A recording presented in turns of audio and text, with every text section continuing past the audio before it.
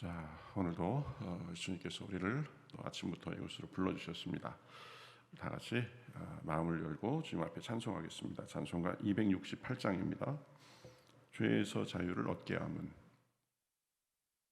찬송가 268장 같이 하시겠습니다. 268장입니다. 죄에서 자유를 얻게 함은 보혈의 능력, 주의 보혈, 시험을 이기고 승리하니 참 놀라운 능력이로다.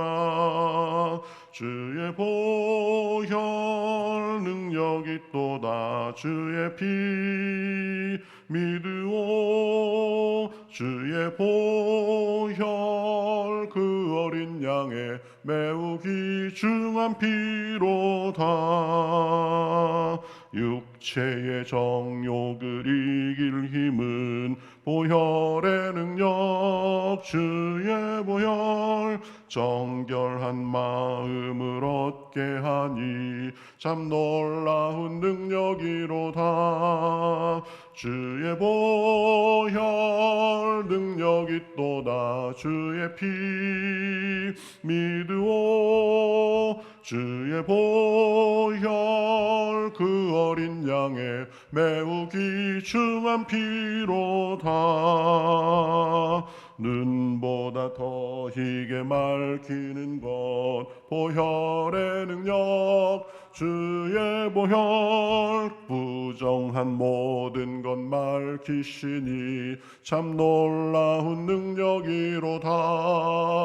주의 보혈 능력이 또다. 주의 피 믿으오. 주의 보혈 그 어린 양의 매우 귀중한 피로다. 구주의 복음을 전할 제목, 주여 주의 보혈 날마다 나에게 찬송 주니 참 놀라운 능력이로다. 주의 보혈 능력이 또다. 주의 피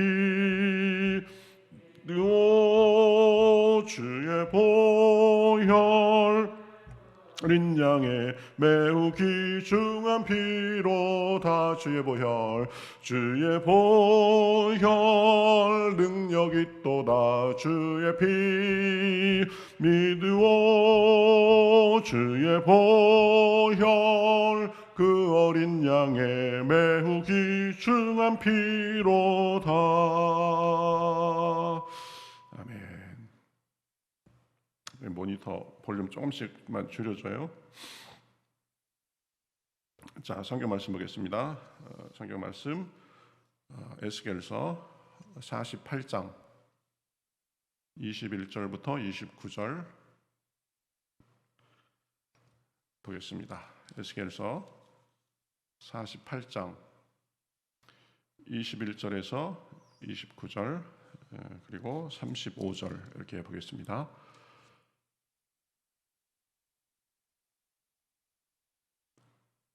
자, 21절부터 저와 여러분이 한 절씩 교독하겠습니다.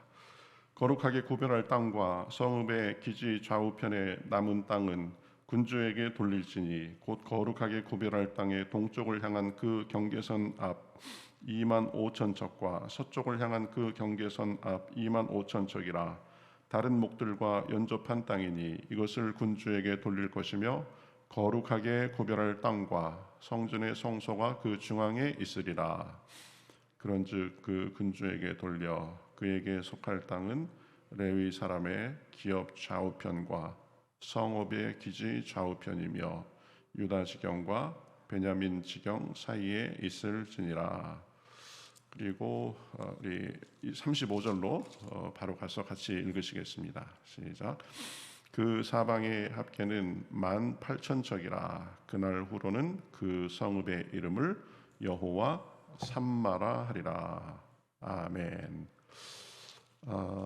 에스겔서 우리가 쭉 지난 몇 주 동안 봤는데 오늘이 이제 그 마지막입니다.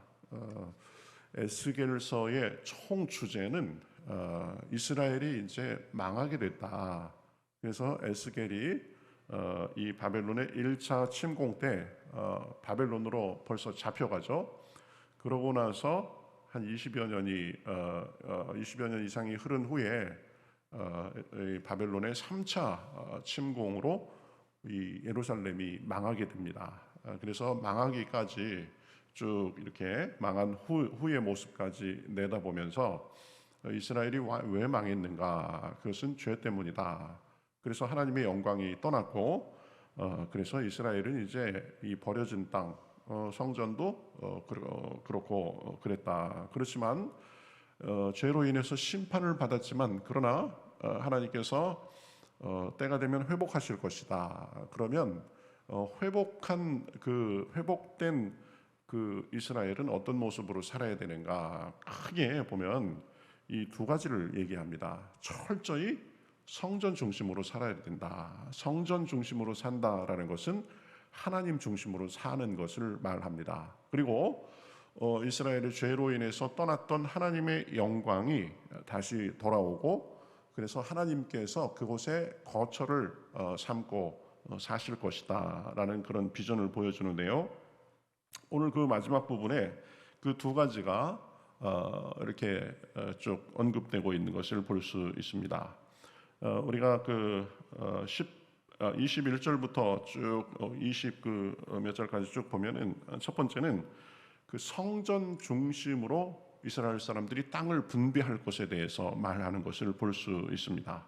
그러니까 회복된 이스라엘 땅을 각 지파에게 분배하면서 보면 먼저 성전의 영역을 먼저 정했죠. 그리고 나서 각 지파별로 이렇게 땅을 쭉 이렇게 성전을 에워싸고 있는 모양새로 해가지고 이렇게 땅을 분배했습니다. 그래서 21절 하반절에 보면 이렇게 말씀하죠. 거룩하게 구별할 땅과 성전의 성소가 그 중앙에 있으리라라고 그렇게 말씀합니다. 그러니까 성전의 성소가 그 중앙에 있으리라. 그러니까 이스라엘의 땅 분배와 삶은, 모니터 좀 많이 좀 줄여줘. 지금 계속 하울링 나잖아. 일어나가지고 정확하게 들으면서. 철저히 성전 중심이었습니다. 그래서 이 성전을 중심으로 성전에서 섬기는 제사장, 레위인들 이런 사람들의 땅을 이제 성전 그 바로 앞쪽으로 해가지고 분배했고, 이 왕의 땅도 성전 좌우편으로 해가지고 이제 왕의 땅이 되도록 했고, 또 나머지 지파들도 이 땅을 성전을 에워싸듯이 이렇게 성전을 중심으로 쭉쭉 이렇게 분배를 했었습니다. 그러니까 이러한 모습은 이 하나님 백성의 삶이 무엇인지를 보여줍니다. 철저하게 하나님 백성은 하나님 중심으로 살아야 된다라는 것을 보여주는 것입니다. 하나님 중심, 교회 중심으로 살아야 하는 것입니다. 이 일의 우선순위도 하나님 중심이어야 됩니다. 그 다음에 자기의 시간을 사용하는 것도 하나님 중심으로 해야 됩니다. 삶의 계획도 하나님의 뜻, 하나님을 섬기는 것, 하나님 안에서 하나님 중심으로 삶이 계획돼야 되는 거죠. 물질 사용도 내가 번 것 내가 다 쓴다 이렇게 생각하는 것이 아니라 하나님께서 주신 것이니까 내가 하나님 안에서 물질 사용에도 우선순위를 분명히 한다. 인간관계도 하나님 중심으로, 모든 것이 하나님 중심으로 우리의 삶의 모습이 진행돼야 되는 것입니다. 그래야 우리 삶의 모든 부분에 하나님께서 중심에 계셔서 우리 삶을 잡아주시는 것입니다. 이게 그냥 뭐 해도 되고 안 해도 되고 이러는 것으로 생각하고, 신앙생활은 그저 주일날 한번 와가지고 뭐 예배 한번 드리면 되는 거로 생각하는데, 그거는 그냥 기본입니다. 기본이에요. 기본하면서 내가 충분히 다 했다라고 생각하는 사람들이 있는데, 그러면 안 되죠. 신앙 따로, 삶 따로, 믿음 따로, 현실 따로 이러는 분들이 꽤 있습니다. 그러나 그것은 잘못된 것이죠. 믿는 사람들은 삶의 모든 부분에서 철저하게 하나님 중심, 신앙 중심으로 살아야 됩니다. 여러분 주변에 믿음 좋은 사람들 보세요. 그래서 하나님으로 인해서 내 삶이 이렇게 좋아지고 내가 이렇게 복받고 우리 아이들이 이렇게 잘 되고 그런 사람들을 보세요. 보면 철두철미 하나님 안에서 살려고 애쓰는 그런 사람들입니다.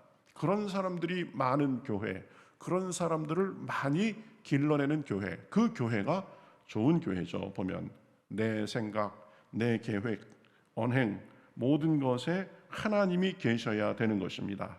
그렇게 하면 이상하게 자꾸 마귀가 어떤 생각을 주냐면 그러면 나는 모든 자유를 잃고 내 삶이 귀찮아지고 나는 뭐야 이런 식으로 자꾸 생각하게 되는데 그거는 마귀가 주는 생각입니다. 보면 올바르게 하면 할수록 내 삶이 더 질서 있어지고 올바라지고 하나님께서 내 삶의 모든 영역을 잡아주기 때문에 이전에 맛보지 못했던 이게 하나님 안에서 누리는 생명이고 능력이고 축복이구나 소망이구나 그걸 알게 되는 거죠. 그걸 맛보면 하지 말라고라도 합니다. 그런데 그걸 맛보기까지 자꾸 보면 생각해서 이러면 내가 손해볼 것 같고 이러면 내가 얽매이는 삶을 살 것 같고 그나마 조금이라도 누리던 자유를 못 누릴 것 같고 이런데 그건 철저히 마귀가 주는 생각이다. 보면 나름대로 하려고 하는데 인간적으로 노력하는데 삶이 꼬이고 막히고 하는 게 이게 뭐 제대로 안 되고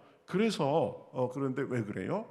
이 부분이 정확하게 안 됐기 때문입니다. 기초를 잘못 놓았으니까 조금만 바람이 불고 조금만 흔들려도 다 흔들리게 되는 거죠. 하나님 중심으로 우리의 삶에 기초를 놓고 그 위에서 쭉쭉 뻗어나가야 된다. 구약에 이스라엘 사람들이 제일 중요한 말씀을 하나만 꼽으라고 하면 신명기 6장 4절 말씀이죠. 내 마음을 다하고 목숨을 다하고 뜻을 다하고 힘을 다해서 내 하나님 여호와를 사랑하라 라고 말씀한 것입니다. 하나님이 우리 삶의 모두가 되어야 된다라는 것입니다. 그래서 하나님으로 인해서 우리의 삶의 모든 부분이 균형 잡히고 아름답게 되는 것이다. 우리 힘이 아니라 하나님의 은혜로 살게 되는 것이다. 이 순서를 바로 해야 되는 것입니다. 하나님이 생명의 근원입니다. 하나님이 복의 근원입니다.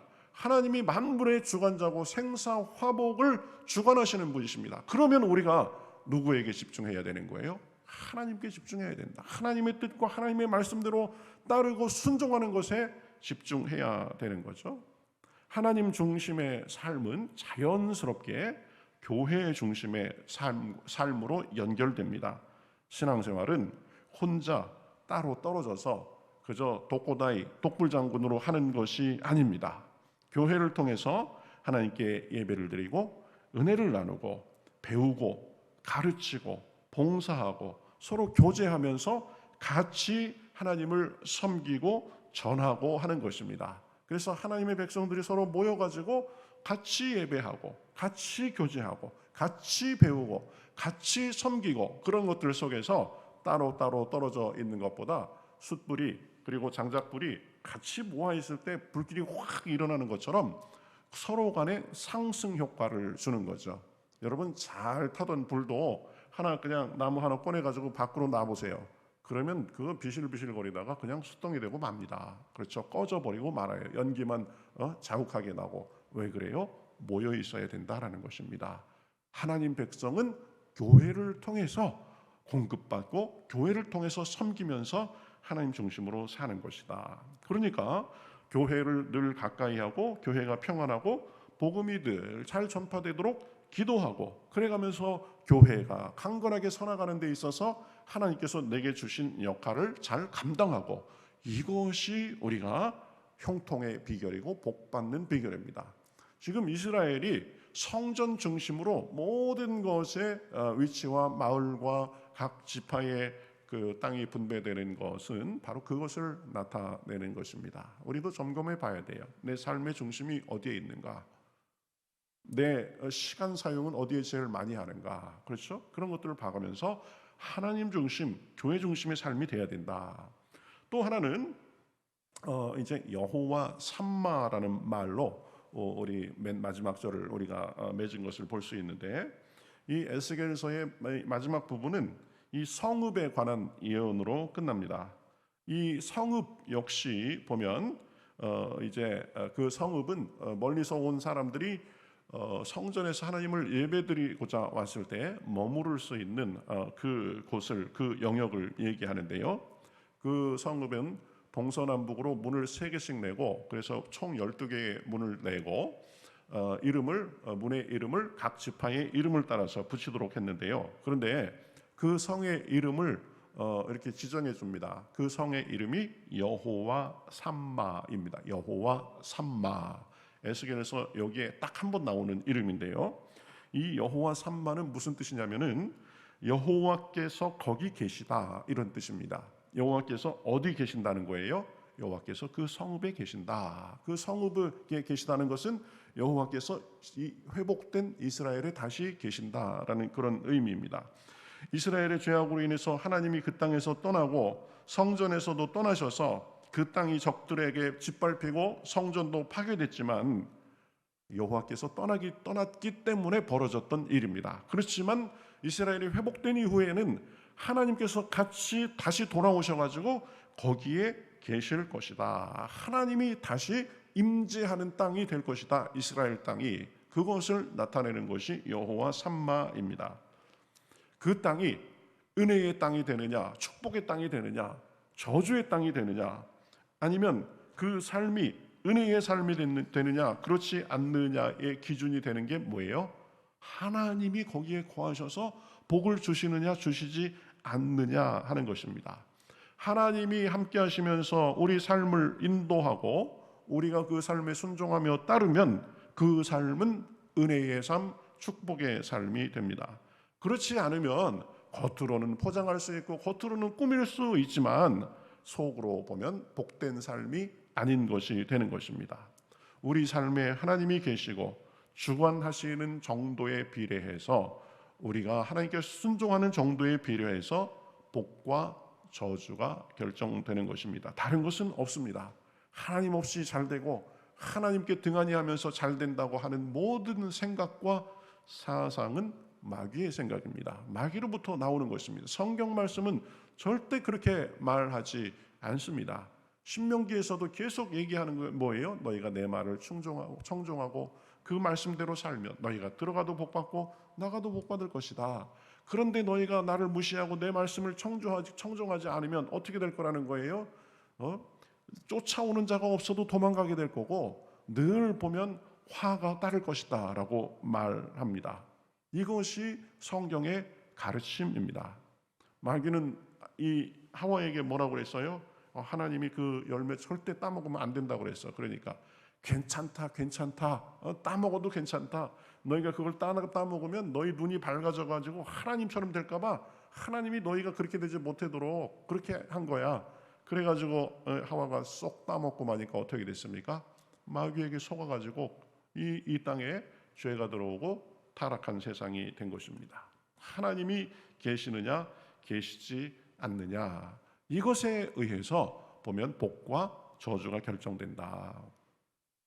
계시록 21장 3절에도 보면 새 하늘과 새 땅의 모습에 대해서 이렇게 말하죠. 내가 들으니 보좌에서 큰 음성이 나서 이르되 보라, 하나님의 장막이 사람들과 함께 있음에 하나님이 그들과 함께 계시리니 하나님이 그들과 함께 계시겠다, 이렇게 말씀합니다. 천국이 뭐예요? 천국, 하나님과 함께 있는 곳입니다. 그렇죠? 높은 산이 거친들이 초막이나 궁궐이나 내 주 예수 모신 곳이 그 어디나 하늘나라. 그렇죠? 하나님을 모시고 하나님을 계시는 삶이, 그 삶이 천국이고 그 삶이 복된 삶이다라는 것입니다. 그래서 천국에서는 하나님의 장막이 사람들과 함께 있어가지고, 그래서 사람들과 친히 거하시면서 모든 눈물을 닦아주시고 사망이나 애통이나 곡하는 것, 아픈 것이 없게 된 곳이 천국입니다. 하나님의 임재로 인하여서 천국의 삶이 구현되는 거죠. 천국은 하나님을 얼굴과 얼굴로 대하는 곳입니다. 하나님이 친히 사람과 함께 거하시는 곳입니다. 그래서 천국이 좋은 곳이고 고통과 한숨이 없는 곳입니다. 마찬가지로 우리 삶에 하나님이 계시면 기쁨이고 없으면 고통이고 불행한 것입니다. 이것을 빨리 깨달을수록 삶이 순탄해지고 축복의 삶이 되는 거죠. 하나님은 지금 성령으로 우리 안에 계십니다. 우리 모임 가운데에 있습니다. 육안으로는 볼 수 없지만 믿음으로 보고 느낄 수 있습니다. 영으로 하나님과 대화할 수 있습니다. 이 놀라운 일입니다. 그렇죠? 우리 한 사람 한 사람에게 여호와 삼마가 되셔서 우리 안에 계신다. 그래서 우리 삶을 붙들어 주시고 우리 마음에 힘을 주시고 지혜를 주시고 위로해 주시는 것입니다. 그 하나님을 모시고 의지하고 순종하는 삶이 복된 삶이다. 그렇죠? 새 회복된 이스라엘 땅에는 하나님이 계신다고 약속하셨기 때문에 그 땅이 복될 것이다라고 말했습니다. 마찬가지다. 보면 천국도 하나님이 계신 곳이기 때문에 그곳이 고통이 없는 기쁨의 장소가 되는 것입니다. 그 하나님이 지금 우리 안에 계셔서 천국을 미리 맛보도록 하고 계시는 것입니다. 그것을 누리고 살아야 된다. 철저하게 하나님 중심으로 하나님 중심의 삶을 살면 그렇게 되는 것입니다. 오늘은 회복된 이스라엘의 두 가지, 에스겔의 총 주제라고 할 수 있는 두 가지에 대해서 살펴봤습니다. 이스라엘의 성전 중심의 삶, 그리고 하나님이 거하시는 새로운 땅, 이것에 대해서 살펴봤는데요. 우리도 마찬가지입니다. 우리도 하나님 중심으로 살고, 그리고 우리 안에 계시는 그 하나님의 임재를 풍성하게 느끼고 언제든지 무슨 때든지 하나님의 임재 안에서 우리가 승리하는 삶을 살아야 되는 것입니다. 이러한 복과 은혜가 오늘도 우리가 앞으로도 저와 여러분의 삶에 풍성하시기를 주님의 이름으로 축복합니다. 같이 기도하겠습니다. 하나님 감사합니다. 죄로 인해서 떠났던 하나님의 영광이 다시 돌아오고 이스라엘이 회복됐을 때 하나님께서 어떻게 살아야 되는지를 가르쳐 주셨습니다. 주님 중심으로, 성전 중심으로, 하나님 중심으로 살고 또 그곳이 다시 하나님께서 계심으로 인해서 평화와 축복의 땅이 될 것을 약속하셨습니다. 우리의 삶도 그러할 수 있도록 인도하여 주시옵소서. 내 힘과 내 지혜로, 내 꾀로 사는 것이 아니라 하나님을 모시고 하나님 중심으로 하나님을 모시고 살며 순종하는 가운데 우리 삶에 하나님의 영광과 은혜와 능력이 풍성할 수 있도록 인도하여 주시옵소서. 우리에게 그러한 믿음을 주시고 순종함을 주시고, 그래서 삶에서 하나님께서 살아서 역사하시는 것을 누리고 나누고 간증할 수 있도록 함께하여 주시옵소서. 감사하며 예수님의 이름으로 기도하옵나이다. 아멘.